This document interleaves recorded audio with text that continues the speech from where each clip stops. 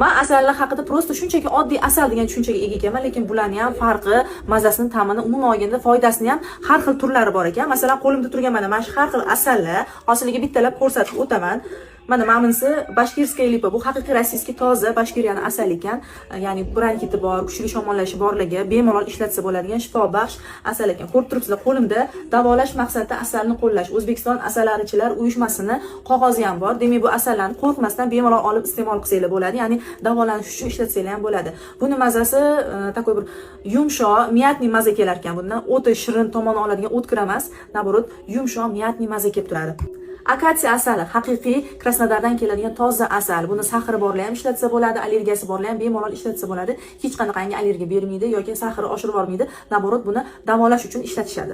Gorniy myod, ya'ni o'zimizning chimyonni asali, buni shamollashlarga, qon ko'paytirishga, gemoglobin ko'paytirishga juda ham foydasi yaxshi. Shalfeli asal yumshoq, yengil, buni jigar tozalashga ishlatsangiz juda ham yaxshi. Tog' rayhon asali shamollashlarga foydasi juda ham zo'r, immunitet ko'tarishga, umuman olganda har kun iste'mol qilishga yaxshi asal. Agar sizlarga ham shunaqa toza asalli kerak bo'lsa, to'g'ri profillarga o'tib yozishinglar mumkin.